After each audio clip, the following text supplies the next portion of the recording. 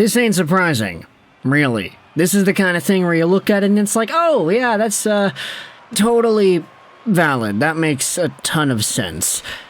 So today, we're talking about the Montreal Canadiens again.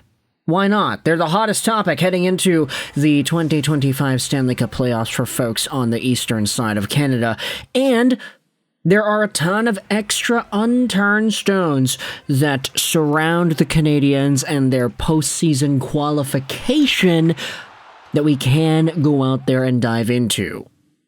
I wanted to turn your attention to a report published by Régent Tremblay. And Tremblay, if you're familiar with the Quebec journalism scene, you probably recognize him. He's really, really old. He's 80, but he was working for La Presse. He covered the Canadiens, he covered the Olympics, he's done a lot of stuff for a really long time. And he published this article on punchandgrace.com yesterday. I'm going to leave a link in the description to this piece. It's translated from French into English. The Montreal Canadiens deserved its victory, but Columbus was robbed of its chance to win. This article is diving into the Blue Jackets, who were so close to making the Stanley Cup playoffs, who actually did everything they needed to do. Remember, heading into Wednesday, we were saying, okay, if Montreal loses to Carolina in regulation, and Columbus beats the Islanders in regulation on Thursday, CBJ would tie Montreal in the standings and get into the playoffs via a tiebreaker. That was the entire narrative going around. Well, Montreal ended up beating Carolina in regulation, and the Blue Jackets got eliminated. Now, the Blue Jackets did beat the Islanders in regulation the very next day, so they did everything they needed to do. It's just because Montreal beat Carolina 4-1, that sealed the deal in their playoff hopes, and they ended up qualifying. Let's go out there and read what Tremblay writes about here. Finally, good days for TVA Sports. The Canadiens deserve their victory against the Hurricanes. They were better than the B team that the Carolina management sent onto the ice for Montreal's most important game of the year. But you should have read the Columbus papers yesterday morning. The columnists were furious, as was the Blue Jackets management.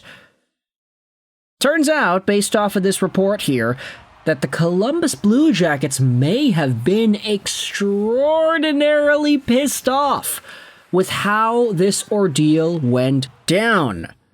They were pissed off that Carolina iced a B team, and we called this a massive gift. We made a video about it. Hey, Rod Brind'Amour is helping the Habs out big time. How?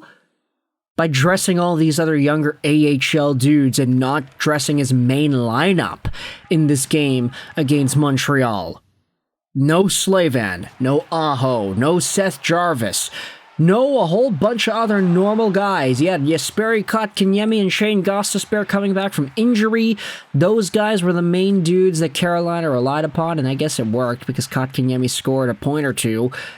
Okay, great. But apparently the Columbus Blue Jackets were furious that this went down.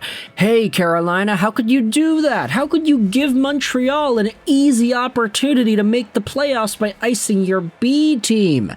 That's unfair. Why? Why? Pourquoi? And Régent Tremblay then goes out there and talks about it. Yeah, Columbus was right. Their team was disrespected by Carolina, and the integrity of the NHL and the sport is being called into question. Okay, that's pretty opinionated there. The Blue Jackets had every right to expect the Canadiens' opponent to field its best team. By failing to respect this ethical issue, Carolina favored one NHL team over another. I know fans don't want to think about this situation because they're so happy about their favorites getting the victory, but just imagine the opposite. How would Max Lalonde, Gilbert Delorme, or Tony Marinaro have reacted if the Canadiens had been a victim of such injustice? And as opinionated as this piece is, I actually do really think that's a good point to bring up. Like, hey, what if the Canadiens were in the hunt for a playoff spot and they were in a really tight race and their opponent, if they got a regulation victory, their opponent would clinch.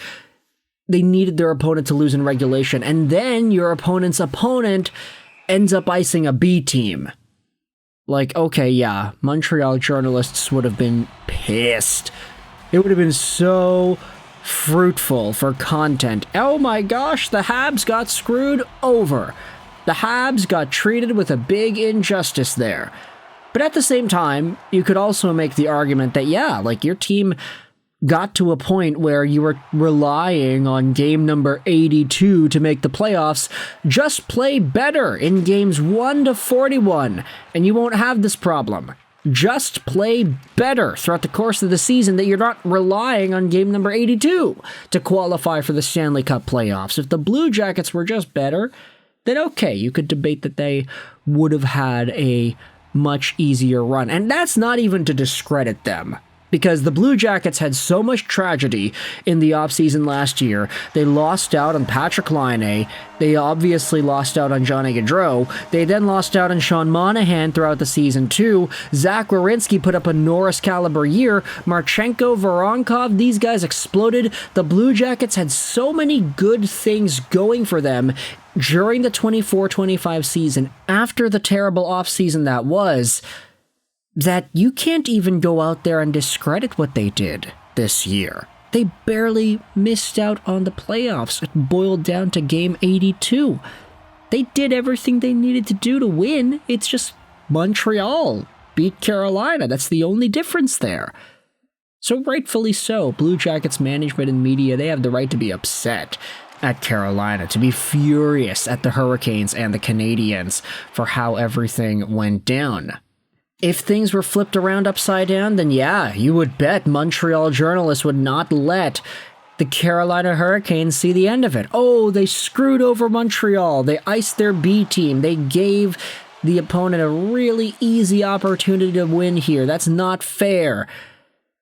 You could just play better in the first 41 games of the year, but still, when things go down to the wire, emotions get involved, all the teams want to make the playoffs, it gets messy, I get it, but at the end of the day, reports are coming out here that Blue Jackets management, Blue Jackets beat reporters, they were pissed that Carolina iced a really easy lineup against Montreal. And to be fair, the Habs didn't have an easy time winning. They were right in the thick of it up until the last few minutes of the third period.